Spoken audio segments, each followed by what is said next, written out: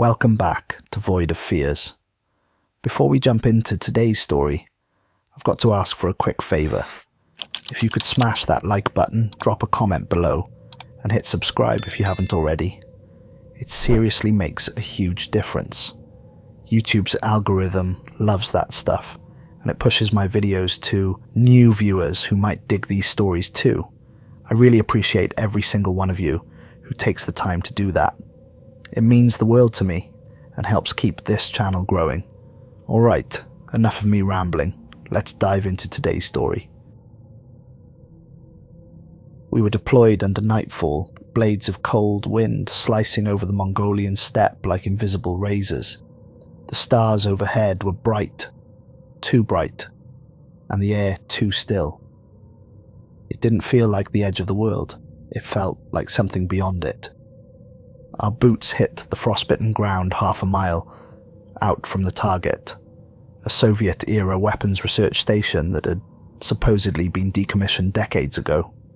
No heat signatures, no movement, no chatter, just a static silence that seemed to suck in sound. The Mongolian wilderness stretched endlessly in every direction, a sea of frozen grass that whispered secrets in dead languages. The temperature had dropped to -20 Celsius, but the cold felt different here. Not just the absence of warmth, but the presence of something else. Something that made the marrow in our bones ache with ancestral fear. I'm Staff Sergeant David Kane, and I've been running black operations for the United States Army for 12 years. Kandahar, Mosul, Aleppo, Donetsk, places where civilized men do uncivilized things in the name of democracy and global stability. I've killed insurgents in Syrian sewers and extracted assets from Ukrainian safe houses while Russian artillery turned the sky into molten metal. In 12 years of this work, I thought I'd seen every flavor of human evil. Warlords who fed prisoners to starving dogs. Cartel enforcers who skinned children alive to send messages to rival gangs.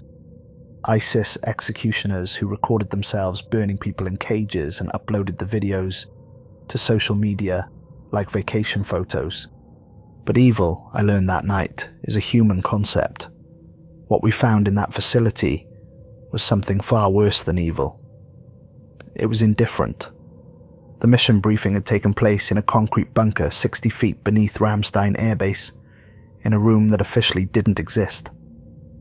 Colonel Morrison, a man whose face looked like it had been carved from granite and bad decisions, stood before our 5-man team with a manila folder that bore no classification markings because it was beyond classification. 36 hours ago, Morrison began, his voice carrying the particular cadence of someone who'd been lying professionally for 3 decades. We lost contact with a geological survey team operating in the Gobi Desert. Official story is equipment malfunction caused by magnetic anomalies. Unofficial story is we need eyes on that location immediately. The satellite imagery showed nothing but empty steppe, punctuated by scattered rock formations. No structures, no signs of human habitation, no indication that anything had ever existed there, except wind and grass and the kind of silence that makes atheists pray. But the intelligence files told a different story. During the final years of the Soviet Union, military engineers had constructed a research facility at those exact coordinates. Advanced materials testing, electromagnetic weapons development, projects so classified that most of the documentation had been destroyed when the Berlin Wall fell. The survey team consisted of 6 civilian geologists and 2 military liaisons, Morrison continued. Their last transmission was a request for immediate extraction. Quote, "We found something. It's not geological. We need to leave. Now." End quote. Then nothing. My team was Morrison's best. We'd worked together for 3 years, pulled each other out of more bad situations than any of us cared to count. Lieutenant Emma Quaid, demolitions expert with a PhD in chemistry from MIT and a sense of humour dry enough to cure leather. She could defuse a roadside bomb while discussing the finer points of molecular theory, and I'd seen her crack jokes while ankle deep in Semtex. Corpsman Riley Slate, our medic, steady as a mountain and twice as reliable. In 8 years of working together, he'd never lost a patient he thought he could save. During a firefight in Fallujah, he'd performed emergency surgery on a wounded Marine using nothing but a field kit and a ballpoint pen, then carried the man 6 miles to safety while taking sniper fire. Sergeant Tom Hatch, heavy weapons specialist, who could make anything from a pistol to a howitzer sing like a choir. He'd held a position in Kandahar for 18 hours against overwhelming odds, calling in artillery strikes on his own position when the Taliban overran his defensive line. When the dust settled, they found him in a crater surrounded by 43 enemy bodies, grinning like a lunatic and asking for more ammunition. And specialist Lucas Trelick, intelligence analyst and former archaeology professor who joined the army when university funding dried up. The man could read cuneiform tablets like morning newspapers and had a memory that made computers jealous.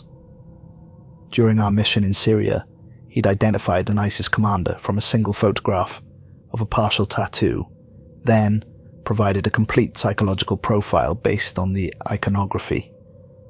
We were a team in the truest sense, bound by shared experience and mutual trust. We knew each other's habits, fears, and capabilities. We'd killed together and almost died together. We were brothers in the way that only soldiers understand.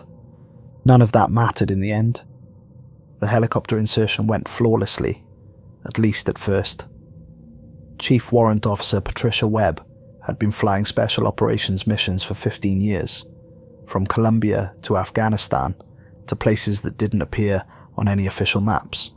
She could land a Black Hawk on a postage stamp in a sandstorm and had never lost a bird to enemy action. But as we approached the target coordinates, Webb's voice crackled over the intercom with uncharacteristic concern. GPS is acting up. Compass too. It's like there's some kind of electromagnetic field down there scrambling our navigation. Through the cockpit windows, I watched the landscape below shift and blur as if we were looking through heat distortion. The stars overhead seemed to pulse in rhythm with something vast and patient. Landing zone looks clear, Webb reported, but I'm reading some unusual thermals. Temperature variations that don't match the weather patterns, and something else. She paused, checking her instruments. I'm picking up acoustic signatures. Sounds like breathing, but that's impossible.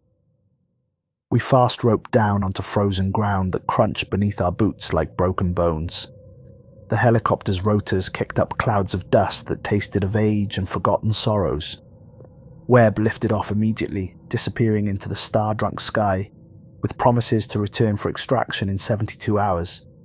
Standing on the Mongolian steppe, surrounded by nothing but grass and darkness, I felt a chill that had nothing to do with the sub-zero temperature. The silence was complete, but not empty. It felt occupied, as if the darkness itself was listening. We moved out in standard formation, following GPS coordinates that flickered and jumped, like dying fireflies.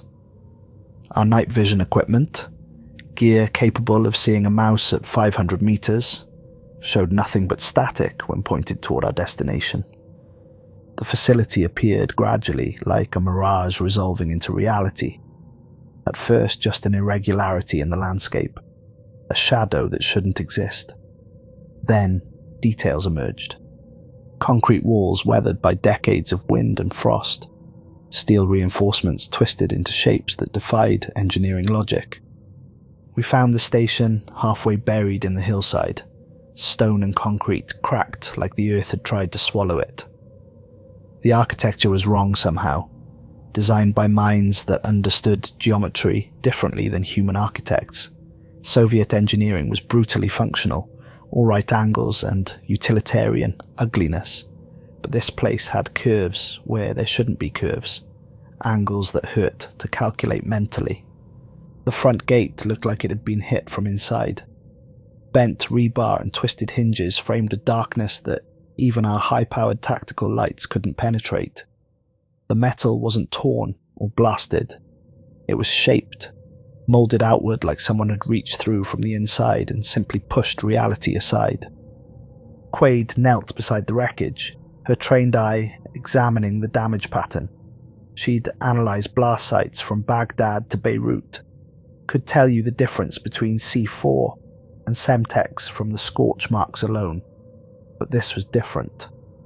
No scorch marks, she muttered in her usual dry tone. No debris. Whatever did this didn't blow its way out. It peeled through. The way she said it made something cold settle in my stomach. In 8 years of working with Quaid, I'd never heard uncertainty in her voice when it came to explosives. When Emma Quaid couldn't explain structural damage, you knew you were dealing with forces that didn't appear in any engineering textbook. Trellick was already examining the construction, his academic mind working on puzzles that would give normal people nightmares. The stonework predates the concrete by centuries, he said, tracing patterns in the rock with his flashlight beam. I'm seeing construction techniques that haven't been used since the Bronze Age. It's like they built the modern facility around something much older. Our thermal imaging showed the interior of the facility was warmer than the surrounding environment, but the heat signatures were wrong. Instead of the random patterns you'd expect from residual warmth or functioning equipment, the thermal readings formed shapes, deliberate patterns that looked almost like writing. The facility entrance yawned before us like a mouth. The darkness inside seemed to have physical weight, pressing against our lights, swallowing photons before they could travel more than a few feet. Our night vision equipment showed nothing but static, as if the darkness itself was electrically active. Atmospheric readings are off the charts, Slate reported, checking his environmental sensors. Electromagnetic activity is spiking randomly. Air pressure keeps fluctuating, and the ambient sound. He paused, adjusting his headphones. There's something rhythmic in the background. Like breathing, but too slow, too deep. We moved in single file through the entrance. The air was colder inside, not just in temperature, but in quality. It had weight, density, as if we were walking through invisible liquid. Our radio signals flickered, as if something deeper in the structure was pressing back against our transmissions. The static in our earpieces wasn't random. It had rhythm, like the sound of massive lungs drawing breath at the bottom of an ocean trench.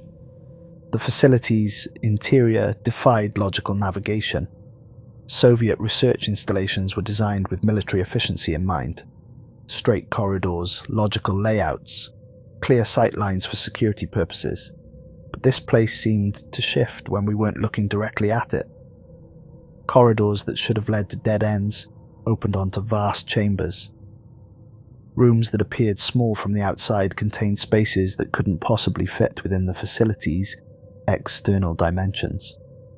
Architecture doesn't make sense, Hatch observed, checking his tactical map against what we were actually seeing. According to the blueprints Morrison showed us, this corridor should end in 30 feet. But I'm looking at another 100 meters of hallway. The power was gone, but emergency lighting flickered sporadically, casting shadows that moved independently of our position. Papers fluttered along the floor like autumn leaves, covered in Cyrillic text that Trellick said didn't match any known Russian dialects. This isn't modern Russian, he said, examining one of the documents. Some of these characters are archaic, haven't been used since before the Mongol invasions. And others? He shook his head. I've never seen them before. They're not Slavic. They're not Indo-European at all. There were no bodies, no blood, no signs of struggle or violence, just personal effects scattered throughout the facility as if 37 people had simply vanished mid-task. Coffee cups still steaming despite the absence of power. Sandwiches with fresh bite marks. Newspapers dated 2 days ago, but the text kept shifting when we weren't looking directly at it. Residual heat. Signatures are everywhere, Slate reported, sweeping the area with his thermal scanner.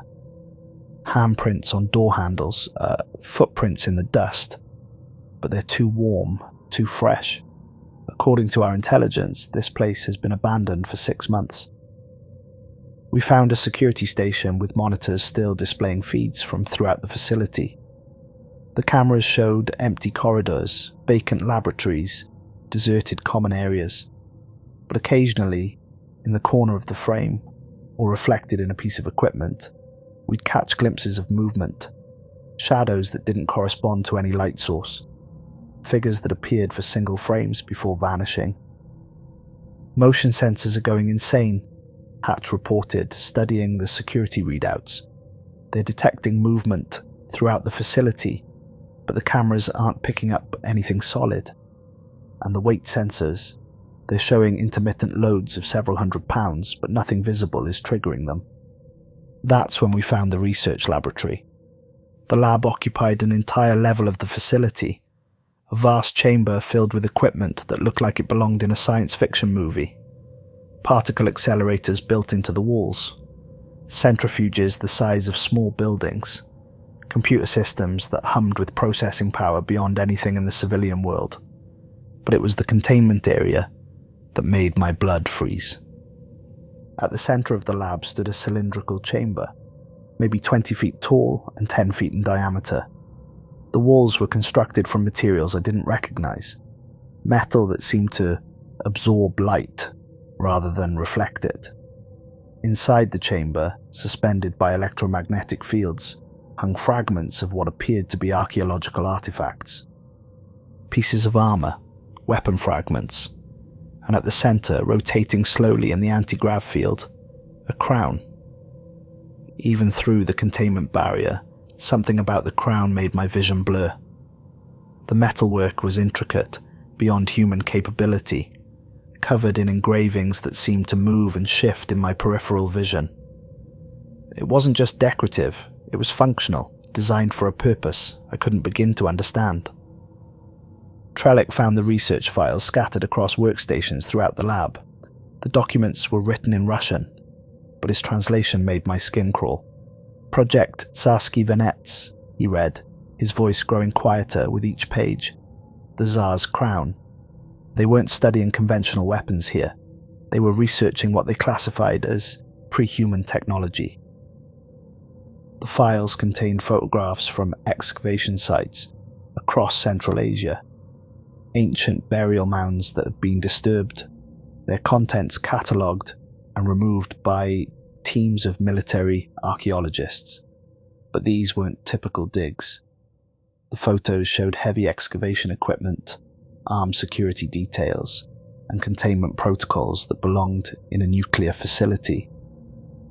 According to this, Trellick continued, the artifacts were recovered from a site in Kazakhstan, a burial complex that predated known human civilization by thousands of years.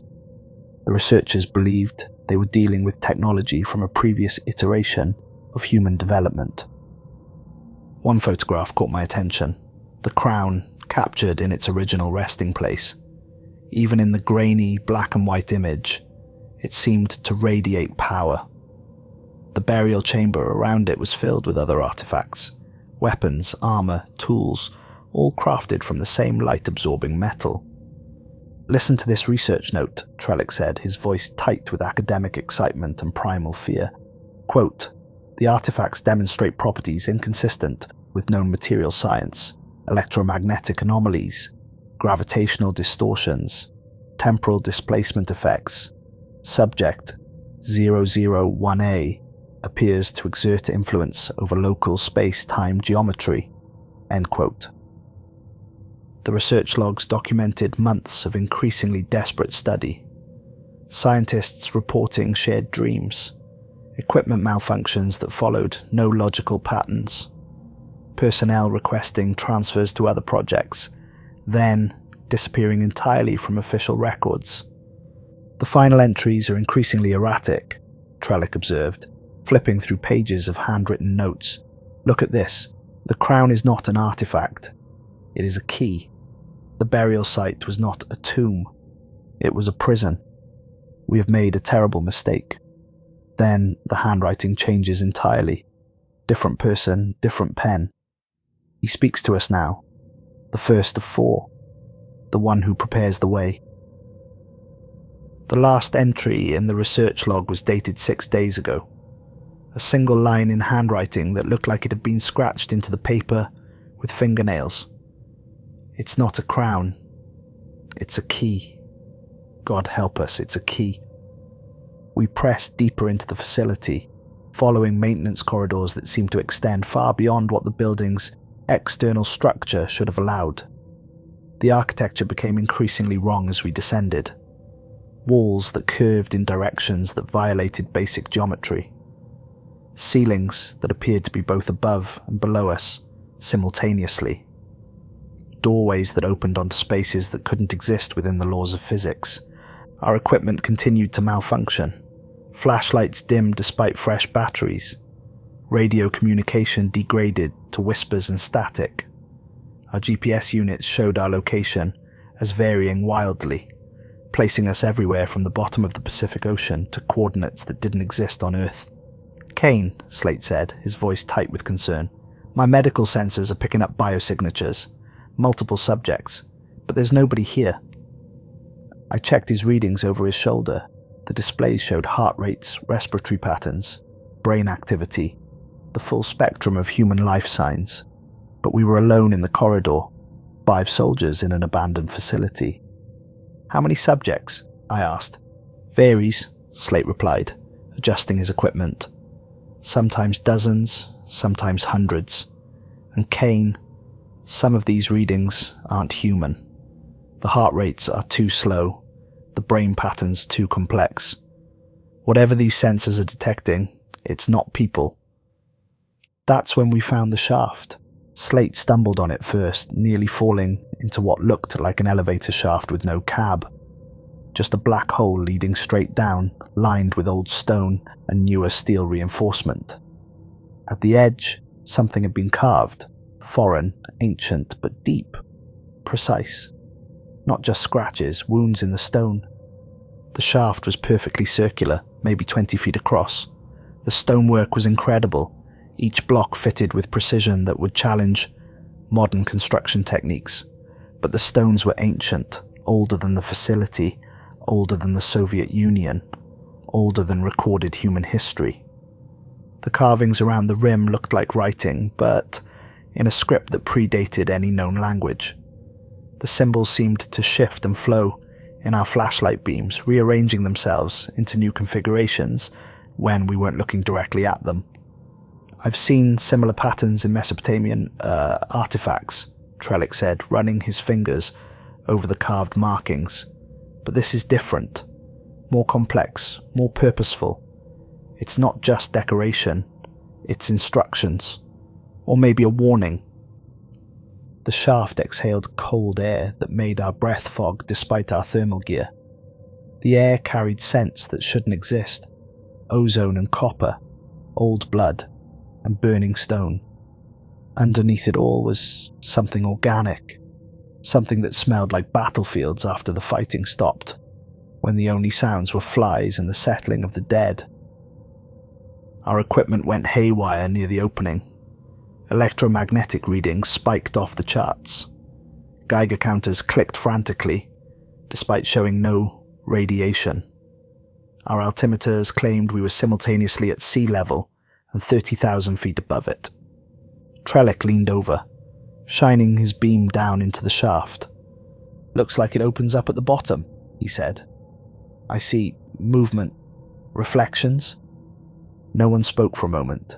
In that silence, the shaft seemed to pulse like a throat swallowing.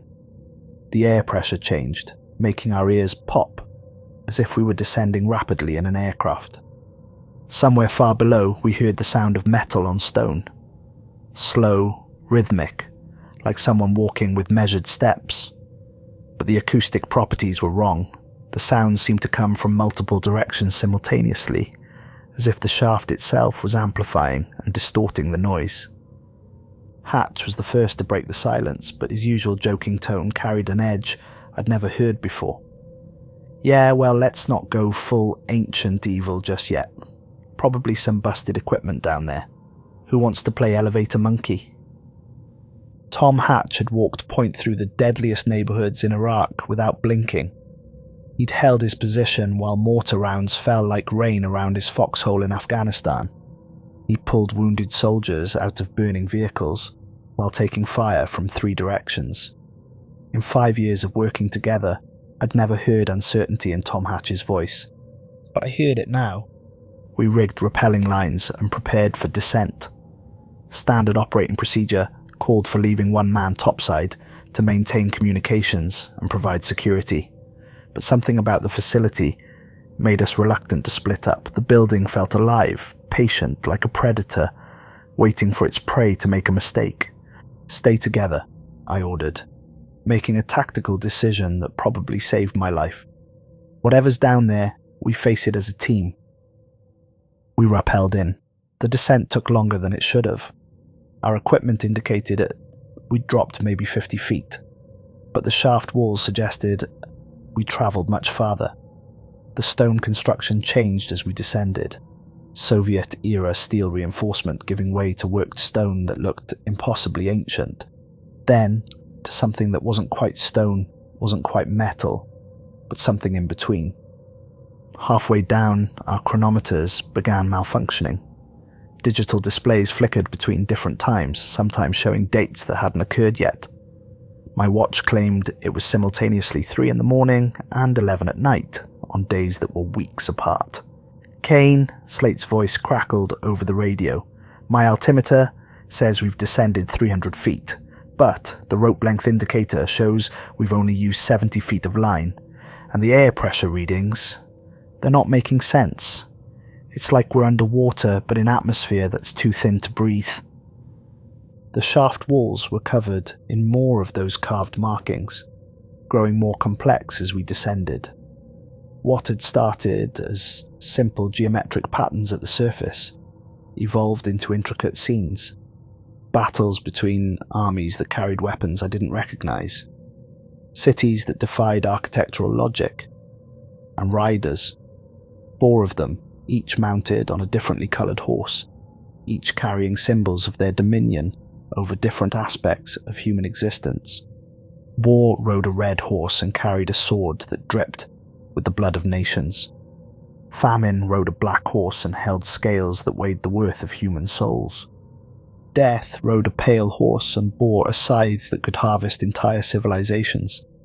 And leading them all, Conquest rode a white horse and wore a crown that commanded the loyalty of everything that lived. When we hit bottom, the rope still showed we'd only used 100 feet of line, but my body told me we'd descended much farther. The ground was wrong, too smooth, too polished, like obsidian carved by divine hands. Our boots made no sound despite the tactical treads designed for grip on any surface. The walls curved outward, forming a chamber like the inside of a perfect sphere. The architecture was impossible, designed by minds that understood geometry in ways human brains weren't equipped to process. Looking at the curvature made my vision blur and my balance falter, as if my inner ear was receiving conflicting information about which way was up. At the chamber's centre stood a dais, raised above the floor on steps that seemed to descend deeper than they should. On the platform sat a helmet, but calling it a helmet was like calling the ocean a puddle. This was something far more significant. Blackened steel, but steel that seemed to absorb light rather than reflect it. The metalwork was intricate, beyond anything human hands could create, covered in engravings that seemed to shift and flow in our flashlight beams. The crown wasn't ornamental, it was organic, growing from the metal like bone from living flesh. The blindfold was cloth, ancient beyond measure, but perfectly preserved. It should have rotted away millennia ago, but it looked like it had been woven moments before. The fabric was white, but not the white of purity. It was the white of bone left too long in the sun, the white of snow stained with old blood. Around the helmet, carved into the floor in a perfect circle, were more of those markings. Each symbol was filled with something that shimmered like oil and pulsed with the rhythm of a massive heartbeat. The liquid, if it was liquid, seemed to glow with its own inner light, casting shadows that moved independently of our position. "This is it," Trellick whispered, his voice filled with academic excitement and primal terror in equal measure. This is what they were studying, the crown from the burial site. But it's not a burial site, is it? It's a prison. And we just opened the door. Our equipment was going completely haywire now. Electromagnetic readings were off the charts. Temperature sensors showed simultaneous readings of absolute 0 and several thousand degrees. Our Geiger counters were clicking so fast they sounded like static, but radiation badges showed no exposure. Most disturbing of all, our bioscanners were detecting multiple life forms in the chamber with us. Dozens of them. Heart rates, brain activity, respiratory patterns.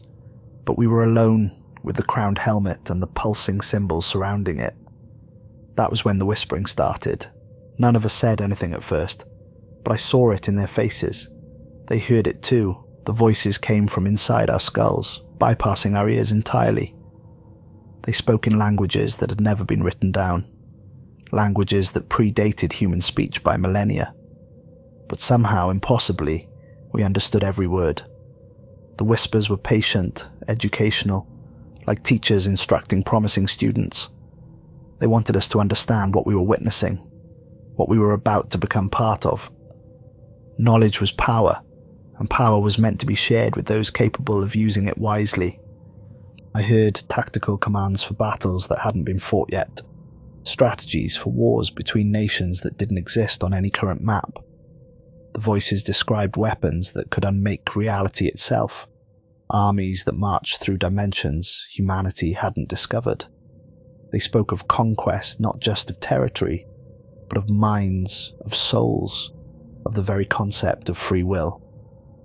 The commands were logical, efficient, beautiful in their simplicity. Why waste resources on prolonged conflict when submission could be achieved through demonstration of superior force? Why tolerate the chaos of democracy when benevolent dictatorship provided better outcomes for all involved? Why preserve the illusion of choice when most people made the wrong decisions anyway? Slate heard medical procedures described in clinical detail, how to preserve life just long enough to extract useful information, how to keep subjects conscious while their bodies were systematically modified, how to rewire human neurology to eliminate concepts like rebellion and independent thought. His face went pale as the voices described techniques that would make Nazi doctors weep with professional envy. But the procedures weren't presented as torture or cruelty. They were improvements, optimization of inefficient biological systems. Pain was merely feedback indicating successful neural pathway modification. Resistance was simply outdated programming that needed to be updated. Hatch heard artillery coordinates for strikes against cities that would be built centuries from now.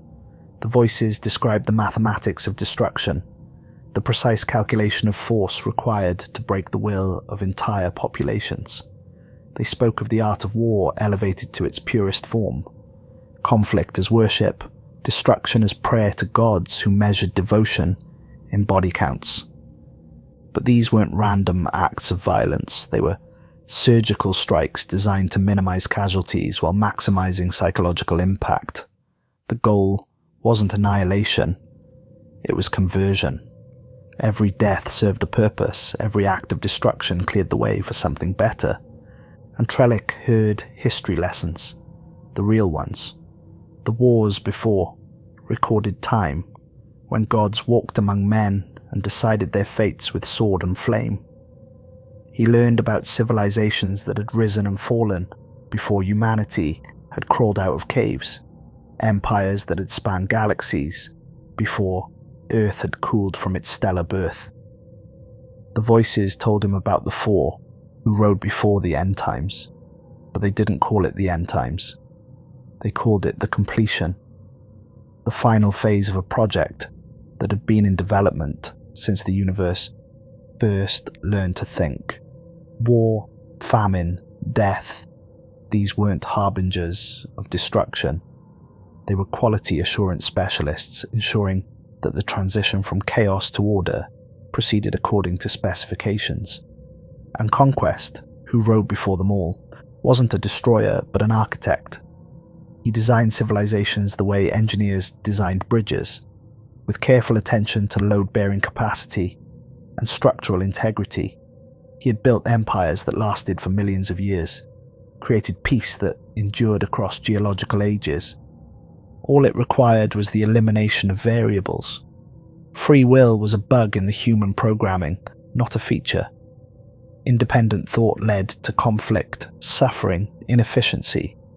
Remove the capacity for rebellion, and you could build a society that would function perfectly for eternity. The voices were persuasive because they were reasonable. They offered solutions to problems that had plagued humanity since the first human learned to make fire. War? Unnecessary when everyone served the same master. Hunger? Impossible when resources were distributed according to optimal algorithms. Crime? Meaningless when antisocial behavior could be identified and corrected at the neurological level. The cost was choice. The messy, chaotic, beautiful randomness that made humans human. But was that really such a high price to pay for paradise? I don't remember who stepped onto the dais. Maybe it was Trellick, drawn by academic curiosity and the promise of knowledge beyond human comprehension. Maybe it was me, following mission parameters that suddenly seemed less important than the wisdom being offered by the voices. It doesn't matter. The moment someone touched the helmet, the whispers stopped, and the chamber breathed. A sudden rush of air, like the first breath of something that had been holding its breath for centuries.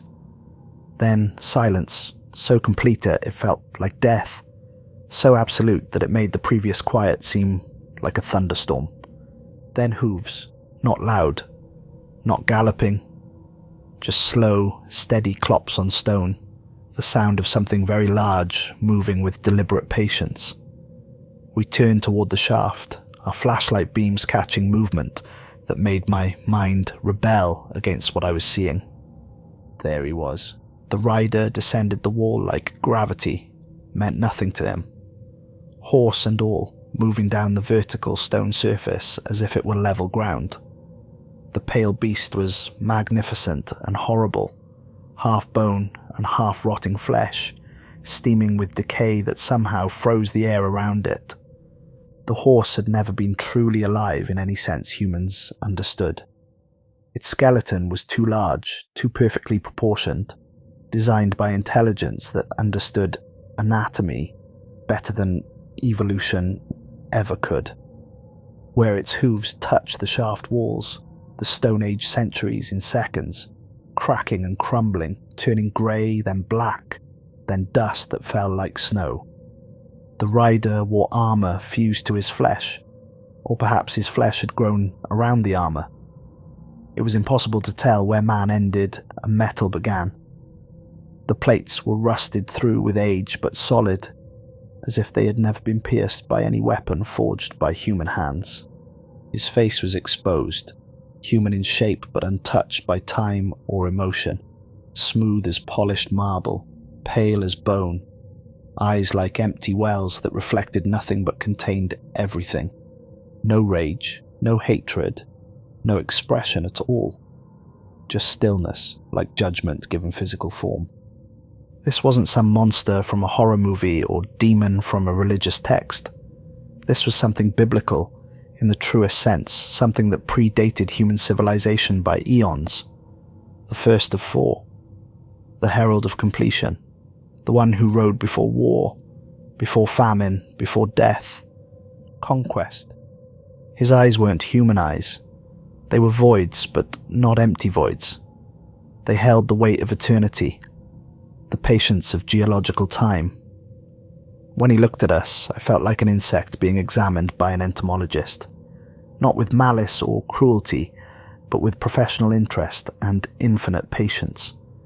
He had been waiting in this chamber for longer than human civilization had existed, imprisoned by symbols and bindings that were already ancient when the first human learned to use tools. But imprisonment was simply another word for preparation time. He had used the millennia to plan, to observe, to understand the species he would eventually guide toward perfection. Quaid opened fire without hesitation, her training overriding conscious thought. The muzzle flash lit the chamber for a split second, illuminating details I wished I couldn't see. The walls weren't stone. They were covered in bones, millions of them, arranged in patterns that spelled out the names of everyone who had ever lived and everyone who would ever die. But the rider didn't react to the gunfire.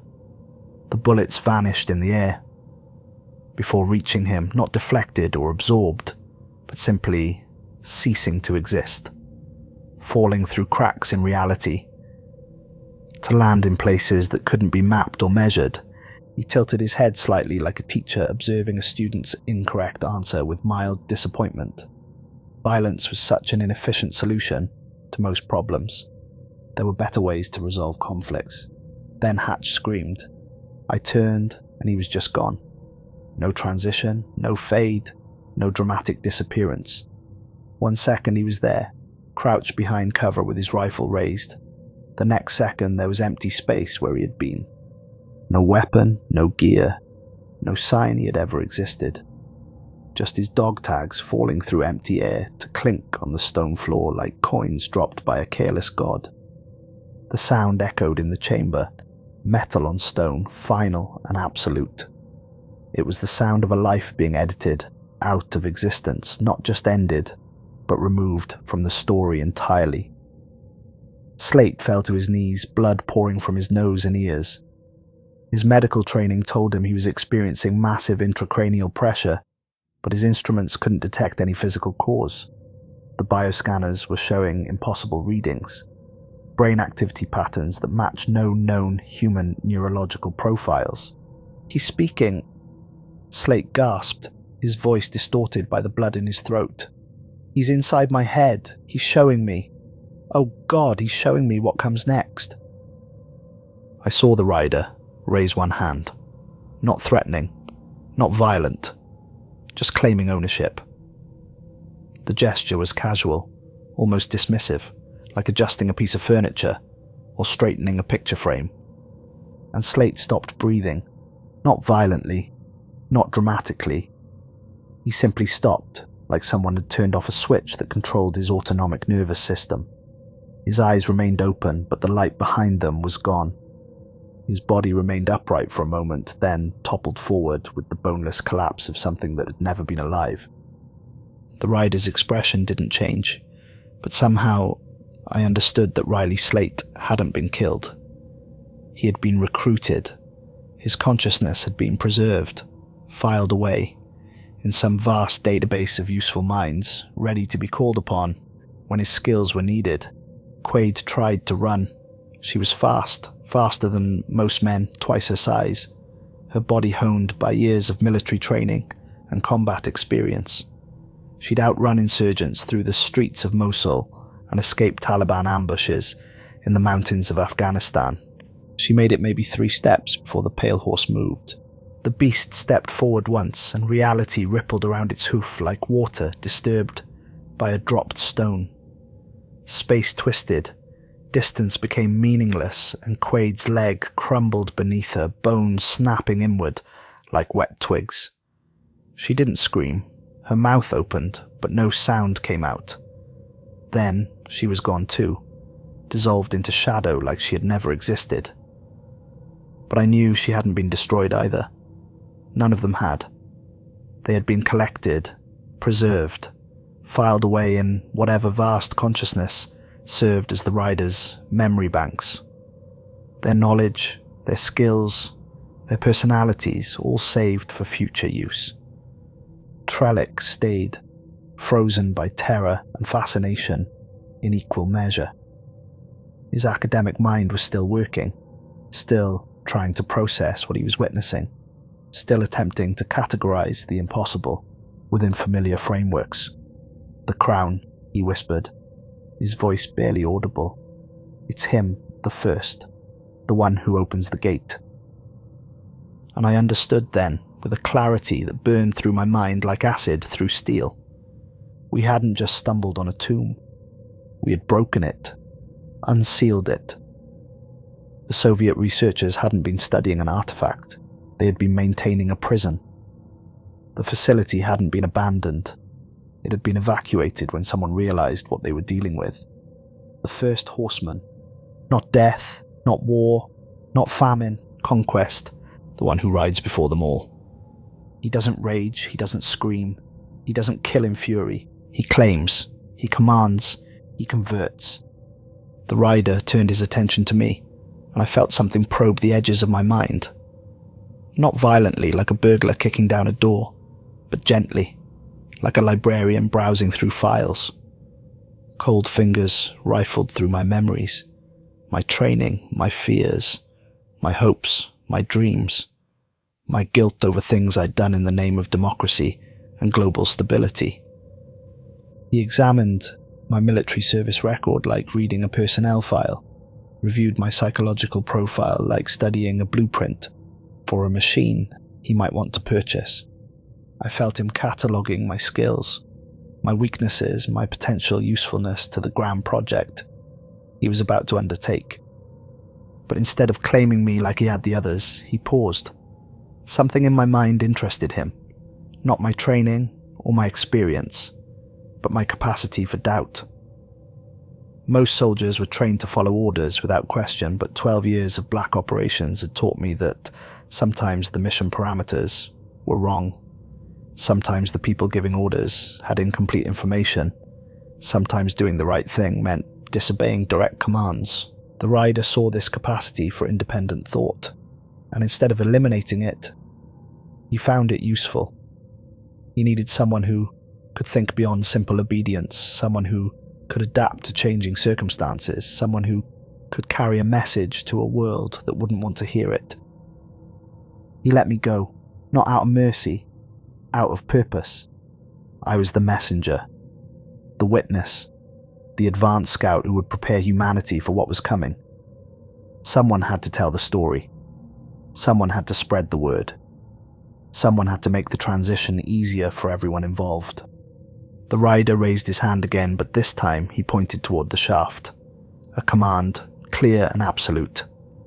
I was being dismissed, sent away with a mission more important than any I had ever received. But before I could move, he spoke. Not with his voice, I don't think he had one, but directly into my mind. The words bypassed my ears entirely, appearing in my consciousness like thoughts I had never chosen to think. "You will tell them," he said, and his mental voice carried the weight of mountains, the patience of geological ages. "You will prepare them. Resistance is inefficient. Cooperation reduces casualties." He showed me images then, visions of what was coming. Cities where crime had been eliminated because antisocial behavior was corrected at the neurological level. Governments that functioned with perfect efficiency because every citizen understood their role and performed it willingly. Wars that ended not in victory or defeat, but in the complete integration of all participants into a single, unified system. "War comes next," he continued, and I saw the second rider on his red horse, not bringing conflict but ending it permanently by making all sides serve the same master. Then famine, who will teach humanity that want is a choice, that scarcity exists only when resources are distributed inefficiently. The images showed agricultural systems that could feed billions, manufacturing processes that could provide for every human need, distribution networks that eliminated waste and maximized utility. All it required was the elimination of competing interests, the optimization of human behavior according to scientific principles. "Death rides last," Conquest concluded, "not as destroyer but as gardener. He will prune what cannot be saved and preserve what can be improved." I saw hospitals where suffering had been eliminated, not through healing, but through the redefinition of pain as useful feedback. I saw elderly people who died not from disease or accident, but when their biological systems had been optimized to their fullest extent. I saw children born not from random genetic combination, but from careful design intended to maximize their contribution to society. It was paradise, if you could accept that paradise required the elimination of everything that made life worth living. "You understand?" the rider observed. and I realized that my horror was mixed with something else. Recognition. Agreement. The treacherous part of my mind that had seen too much war, too much suffering, too much human stupidity, was nodding along with his logic. The world was broken. Had been broken for a long time. Maybe it was time for someone to fix it. Someone who had been practicing for millennia. Someone who didn't make mistakes. Go, he commanded. And I ran. The ascent should have been impossible without equipment, but somehow I found handholds in the shaft walls that hadn't been there before. The stone seemed to reshape itself to help my escape, providing ledges and grips that allowed me to climb faster than humanly possible. As I climbed, I could hear him moving below, not following. He didn't need to follow. I was already his, whether I admitted it or not. The pale horse's hooves rang against the stone like a blacksmith's hammer, steady and patient, forging something new from the raw material of my broken mind. Somehow, I made it back to the surface. The air was thick with ash that tasted of burned bone and melted metal. The facility was gone, not destroyed but erased, as if it had never existed. The hillside was unscarred, covered with grass that looked like it had been growing undisturbed for decades, but I could still taste the dust of ages on my tongue, still feel the weight of empty eternity pressing against my skull. The extraction point was 15 miles south. I walked through the night, my boots crunching on grass that had turned black and brittle beneath the two bright stars. Behind me, I could hear hoofbeats in the distance, slow and steady, not pursuing, but following, giving me a head start like a hunter allowing prey a sporting chance. But I wasn't prey anymore. I was a messenger, a prophet of the new order that was coming whether humanity wanted it or not. I reached the extraction point as dawn broke over the Mongolian steppe. The helicopter was already there, Chief Warrant Officer Webb waiting with the rotors spinning, her face tight with professional concern. "Where's your team?" she shouted over the engine noise. "Gone," I replied, climbing into the passenger compartment. "They're all gone." The flight back to Ramstein passed in silence. Webb tried to raise me on the intercom several times, but I couldn't find words to explain what had happened. How do you tell someone that you've witnessed the beginning of the end of human free will? How do you describe meeting a being that makes genocide look like gardening? They found me 3 days later in my quarters, sitting on my bunk, staring at the wall. The base psychiatrist said I was suffering from survivor's guilt, combined with acute stress reaction. Standard treatment for soldiers who'd lost their entire team in combat. The debrief was a masterpiece of bureaucratic fiction. Colonel Morrison sat across from me in that same windowless room, but his eyes were different now, emptier. When he looked at me, I saw recognition there, the look of someone who knew exactly what I had found but could never admit it officially. "No facility on record at those coordinates," he said, reading from a file that was mostly black ink and official stamps.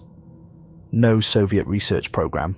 Your team was officially killed in a helicopter crash during a training exercise in Bavaria. Mechanical failure. No survivors except you found wandering in shock 200 miles from the crash site. Case closed. File sealed. Story buried in archives that would be digitized, corrupted, and deleted within 5 years. But the blood on my hands told a different story.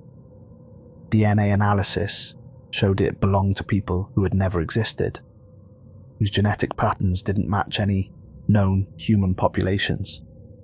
The medical examiner said it was impossible, but there it was under the microscope. Blood from the future, from people who hadn't been born yet. They transferred me to a desk job at the Pentagon. Psychological evaluation pending, security clearance under review, the kind of administrative limbo where inconvenient soldiers disappeared into bureaucratic darkness. But I didn't disappear. I waited, and I watched.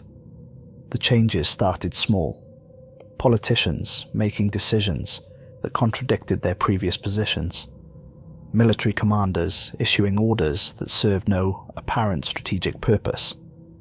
Corporate executives liquidating profitable businesses to fund projects that made no economic sense. I recognized the pattern, the methodical, patient approach of an intelligence that had been planning this transition for centuries. Conquest wasn't conquering through force. He was optimizing, one mind at a time. World leaders began talking about the need for global cooperation and shared governance. International conflicts that had raged for decades suddenly resolved themselves through negotiated settlements that left everyone mysteriously satisfied. Economic systems that had been competitive became collaborative overnight. The media called it the Great Convergence, a spontaneous outbreak of human wisdom and cooperation. Political scientists wrote papers about the evolution of global consciousness. Economists marveled at the efficiency gains from eliminating redundant national governments. But I knew what was really happening. Conquest was claiming his first subjects, starting with the people who had the power to make the transition easier for everyone else. Kings and presidents, generals and CEOs, anyone with the authority to give orders that millions would follow. And the beautiful thing, the terrible, seductive thing, was that it was working. Crime rates plummeted as antisocial behaviour was identified and corrected before it could manifest. Educational systems became incredibly efficient as students learned to focus on useful knowledge rather than creative expression. Economic inequality disappeared as resources were distributed according to optimal algorithms rather than market forces. Humanity was becoming everything it had always claimed it wanted to be: peaceful, prosperous, purposeful. All it cost was the right to be wrong, to be inefficient, to be human. I tried to warn people. I wrote reports that were classified beyond their intended recipients' clearance levels. I gave briefings to officials who nodded politely and filed my warnings in databases that were subsequently corrupted by computer errors. I reached out to journalists who lost interest in the story after their editors decided it wasn't newsworthy. The truth was being systematically suppressed not through censorship but through optimization. Information that served no useful purpose was simply not preserved or transmitted. Reality was being edited to remove contradictions and inefficiencies. But sometimes, late at night, I could feel him in my dreams, the crowned rider on his pale horse, moving across landscapes that existed in the spaces between thoughts. He would nod to me like an old colleague, acknowledging my role in the great work we were doing together, because I was working for him whether I admitted it or not. Every person I tried to warn became more susceptible to his influence. Every report I filed helped him identify potential sources of resistance. Every briefing I gave provided him with intelligence about the current state of human defenses. I was the perfect double agent, fighting against something I was simultaneously serving. The second Horseman arrived on a Tuesday in March. I was reviewing intelligence reports in my Pentagon office when the news broke. Simultaneous uprisings in 12 countries, but not uprisings in any traditional sense. These were revolutions, where everyone, government forces and rebels alike, seemed to be fighting for the same cause, even though they couldn't articulate what that cause was. Within 72 hours, the conflicts had resolved themselves through a process that news reports described as spontaneous reconciliation. Former enemies embraced each other as brothers. Weapons were voluntarily surrendered to newly formed international peacekeeping forces. Military units from opposing sides integrated seamlessly into unified command structures. War had come and gone so quickly that most people didn't realize it had happened. But I knew. The second rider had done his work, not by starting conflicts, but by ending them permanently. Every soldier who had raised a weapon in anger was now serving the same master, thinking the same thoughts, working toward the same goals. Famine arrived 6 months later, but again, not in any way people expected. Agricultural yields increased dramatically across the globe. Manufacturing efficiency reached unprecedented levels. Distribution networks eliminated waste and optimized resource allocation. But choice disappeared from the equation.